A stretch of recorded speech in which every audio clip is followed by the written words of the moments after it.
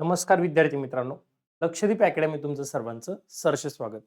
मित्रांनो, आज आपल्याला एक आद्य क्रांतिकारक बघायचे, जे कधी ब्रिटिशांना त्यांच्या शरण गेले नाही अशा क्रांतिकारक आणि ज्यांनी खूप सारा सशस्त्र लढा दिला आणि आज पण त्यांची इतिहासामध्ये नोंद आहे. सर्व जे आपण जे काही श्वास घेतो सुखाने, जे काही इंग्रजांना जे सामोरं गेले असे क्रांतिकारक ज्यांचं नाव आहे वासुदेव बळवंत फडके. तसंच आपल्याला लोकहितवादी हे देखील समाजसुधारक आपल्याला बघायचे आणि बाळशास्त्री जांभेकर हे देखील आपल्याला समाजसुधारक आहेत. असे एकंदर आपल्याला 1, 2 आणि 3 समाजसुधारक आजच्या लेक्चरला आपण कव्हर करणार आहे. जे IMP असणार आहे तेच घ्यायचं आपल्याला. लेक्चर जास्त मोठं नाही, कारण ज्या पेपरला येणार आहे तेवढं करा, सफिशियंट आहे. जास्त डीपमध्ये जाणार, पेपरला येणार नाही, पोर्शन कव्हर होणार नाही आणि मग नंतर म्हणणार की सर मला मार्कच पडत नाही. मग असं करायचं नाही. हां, चला. वासुदेव बळवंत फडके बघा, त्यांचा जन्म कधी झाला? 1845 ला रायगड या ठिकाणी. बघा, शिरडोन रायगड या ठिकाणी त्यांचा जन्म झाला. म्हणजे ठिकाण म्हटलं तर शिरडोन सांगायचं आणि जिल्हा जर विचारला कोणत्या जिल्ह्यामध्ये जन्म झाला, तर त्यांचा रायगड या जिल्ह्यामध्ये जन्म झाला 1845 साली.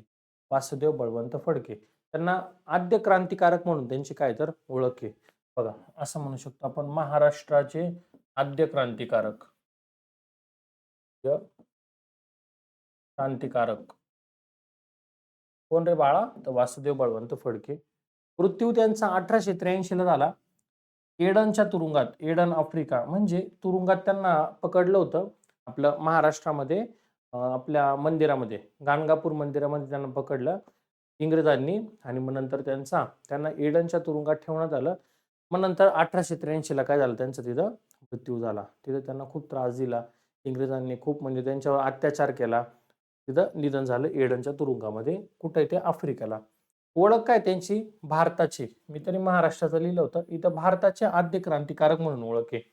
भारताचे आद्य क्रांतिकारक.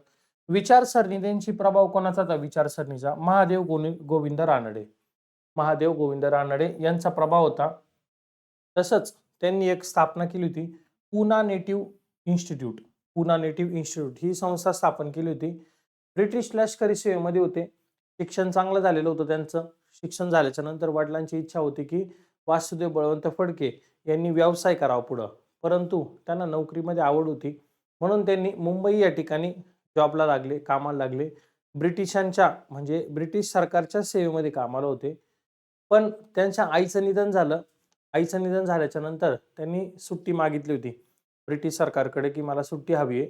तर ब्रिटिशने जे का अधिकारी होता ब्रिटिश अधिकारी त्याने सुट्टी दिली नाही.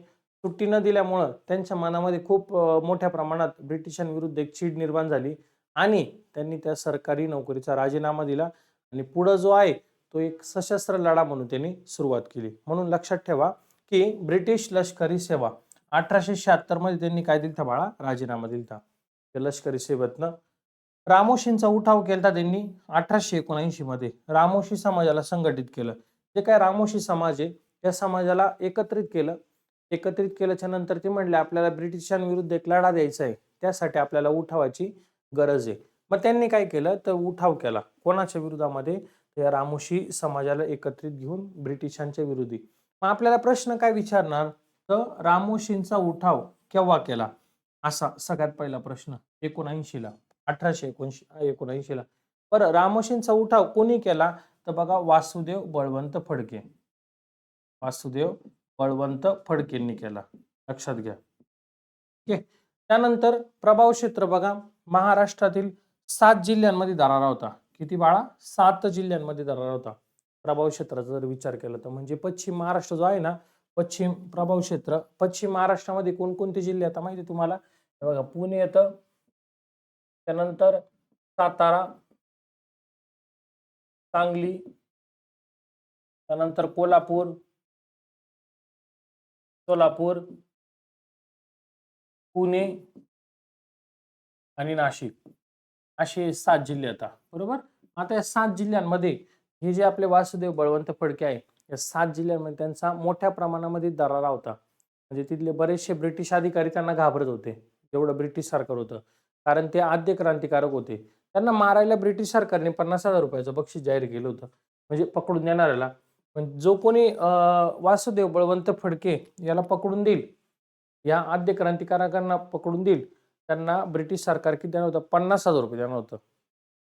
मग वासुदेव बळवंत फडकेंनी पण दिलं आव्हान, जो कोणी या ब्रिटिश गव्हर्नरला मारल त्याला पण मी बक्षीस देईल. ते त्यावेळेचे क्रांतिकारक होते. असे घाबरणार नव्हते. देशभक्ती काय असावी त्यांच्याकडनं वासुदेव बळवंत फडके, डॉक्टर बाबासाहेब आंबेडकर, भगतसिंग, राजगुरू यांना आदर्श ठेवा तुम्ही. छत्रपती शिवाजी महाराज हे आदर्श ठेवून आपण अभ्यास केला पाहिजे. हे असे क्रांतिकारक बघा, मुंबईचे गव्हर्नर रिचर्ड टेम्पल यांनी फडक्यांना पकडण्यासाठी बक्षीस जाहीर केलं होतं. किती बक्षीस जाहीर केलं तर त्यांना म्हणे 50,000 देतो. ब्रिटिश हा रिचर्ड टेम्पल हा काय म्हणतो, जो मला, हा मुंबईचा गव्हर्नर आहे, जो मला वासुदेव बळवंत फडकेला पकडून देईल त्याला मी 50,000 देईल मी.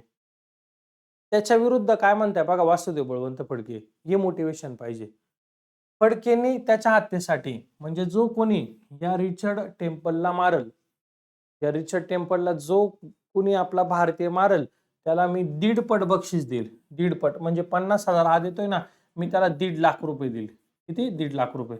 म्हणजे त्या काळचे 1.5 लाख रुपये विचार करा. तेव्हाचे, आत्ताचे नाही.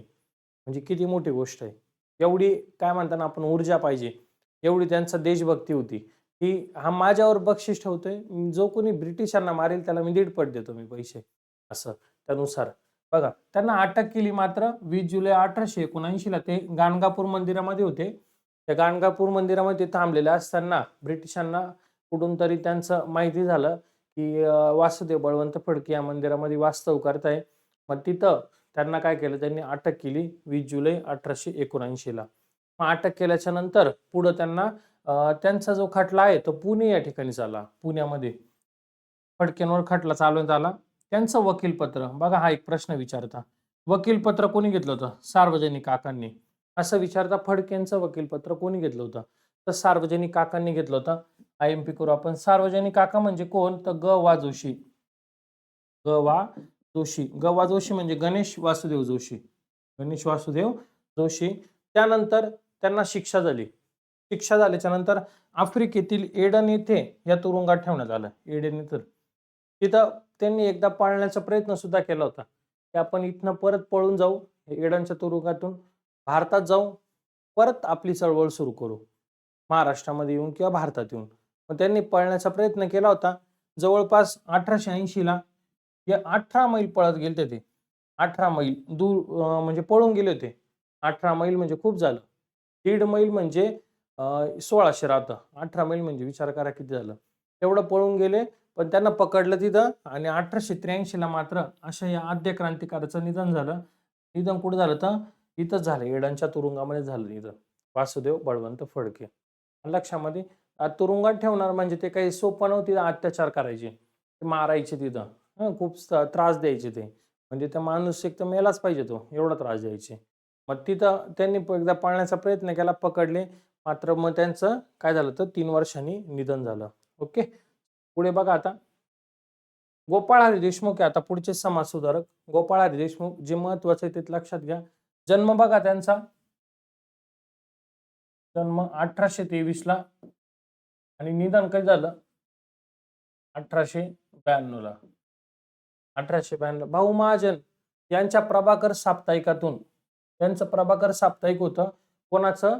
तर भाऊ महाजन. हा प्रश्न विचारता आपल्याला, की भाऊ महाजन यांचं साप्ताहिक कोणतं होतं? साप्ताहिक म्हणजे 7 दिवसाला प्रकाशित होणारं. तर प्रभाकर साप्ताहिक होतं भाऊ महाजन यांचं. तर या साप्ताहिकातून त्यांनी शतपत्रे लिहिले आणि शतपत्रे कोणी लिहिले तर म्हणायचं लोकहितवादींनी. कोण लिहिले तर लोकहितवादी यांनी काय लिहिलं? शतपत्रे लिहिले. बघा इथं अजून एक प्रश्न आपल्याला विचारता, की लोकहितवादी हे कोणाचं टोपण नाव आहे? किंवा गोपाळ हरी देशमुख यांचं टोपण नाव काय? यांना काय नावाने ओळखलं जातं? गोपाळ हरी देशमुख यांना लोकहितवादी म्हणून ओळखलं जातं. लक्षात. आता हे बघा, लोकहितवादी मासिक सुरू केलं त्यांनी. त्यानंतर महाराष्ट्रातील राष्ट्रवादाचे आद्य प्रवर्तक म्हणून त्यांची ओळख आहे. आपला जो महाराष्ट्र आहे तर महाराष्ट्रामध्ये राष्ट्रवादाचे आद्य प्रवर्तक म्हणून त्यांना ओळखलं जातं. तसंच त्यांनी महाराष्ट्रात एक चळवळ सुरू केली होती. त्या चळवळीचं नाव आहे वाचनालय चळवळ. ही संपूर्ण महाराष्ट्रभर काय केली बाळा तर सुरू केली. अशा पद्धतीने लक्षात ठेव. पुढे बघा आता शेवटचे आता आजच्या दिवसाचे थोडे थोडे घेऊ पण प्रॉपर घेऊ म्हणजे तुमच्या लक्षात राहील. बाळशास्त्री जांभेकर जन्म बघा त्यांचा 1810, निधन बघ बाळा 1846 ला. सगळ्यात IMP प्रश्न एक पेपरला एकदा नाही, दोनदा नाही, तीनदा नाही, कमीत कमी 20-25 वेळापेक्षा जास्त विचारलेला प्रश्न आहे. तो सांगतो तुम्हाला. नवीन विद्यार्थ्यांनी लगेच हायलाइट करा. मराठी भाषेतील पहिलं साप्ताहिक कोणतं? दर्पण. साप्ताहिक म्हणजे आता सांगितलं 7 दिवसाला प्रसिद्ध होणारं. ते मराठी भाषेतलं पहिलं साप्ताहिक कधी सुरू झालं? 1832 ला. कोणी सुरू केलं? बाळशास्त्री जांभेकर. बाळशास्त्री जांभेकर यांनी काय केलं? ते सुरू केलं 1832 ला. लक्षात घ्या. त्याला IMP करा प्रश्न. मराठी भाषेतील पहिलं साप्ताहिक येते. त्यानंतर बघ बाळा दिग्दर्शन. बघ दिग्दर्शन मराठी मासिक कोणी सुरू केलं? दिग्दर्शन मासिक हे कोणी सुरू केलं? तर बाळशास्त्री जांभेकर यांनी सुरू केलं. आधुनिक महाराष्ट्रातील पहिले समाज सुधारक म्हणून त्यांची ओळख आहे. आधुनिक महाराष्ट्रातील काय ते पहिले समाज सुधारक आहे. कोण? तर बाळशास्त्री जांभेकर. तसंच मराठी वृत्तपत्राचे जनक. मराठी वृत्तपत्राचे जनक पहिले इतिहास संशोधक म्हणून त्यांची ओळख आहे. मराठी जे वृत्तपत्र आहे तर मराठी वृत्तपत्राचे जनक जर असा प्रश्न जर आला तर उत्तर काय सांगायचं?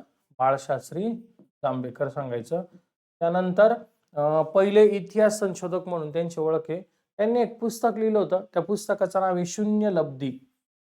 शून्य लब्धी हे त्या पुस्तकाचं काय तर नाव आहे. लक्षात घ्या. आणि कशामध्ये लिहिलं? तर मराठी भाषेमध्ये. पत्रकार हे लोकशाहीचा चौथा स्तंभ मानला जातो. पत्रकार हे असे की जे संपूर्ण समाजाला काय घडलंय काय नाही हे सगळं दाखवलं जातं. त्याची सुरुवात बाळशास्त्री जांभेकरांनी केली होती. म्हणून 6 जानेवारी पत्रकार दिन म्हणून बनवला जातो.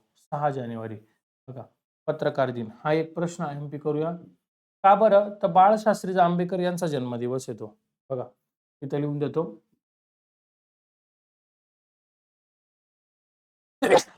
सॉरी, बाळशास्त्री जांभेकर यांचा जन्मदिन आहे तो. कोणता? तर 6 जानेवारी. लक्ष द्या. मराठी भाषेतील पहिलं साप्ताहिक दर्पण 1832 बाळशास्त्री जांभेकर. त्यांनी दिग्दर्शन मासिक सुरू केलं होतं. त्यानंतर आधुनिक महाराष्ट्रातील पहिले समाजसुधारक तसंच मराठी वृत्तपत्राचे जनक आणि पहिले इतिहास संशोधक म्हणून ओळख. शून्य लब्धी हे पुस्तक त्यांनी मराठी भाषेत लिहिलं आणि 6 जानेवारी हा पत्रकार दिन हे त्यांच्या जन्मदिनी बनवला जातो. ओके. अशा पद्धतीने हे आपले समाजसुधारक काय झाले बाळा? पूर्ण म्हणण्यापेक्षा आजचे पूर्ण झाले. आता आपलं आजचं लेक्चर येतच थांबू. लवकरच पुढील लेक्चरला भेटू आपण. जे महत्वाचे जे आहे ते संपूर्ण घेतले आपण. ठेवणार काही नाही. जे IMP आहे. काय राहिले तर आपण PYQ मध्ये वगैरे कव्हर करूया. ओके. चला इथंच थांबूया. लवकरच पुढील लेक्चरला. धन्यवाद.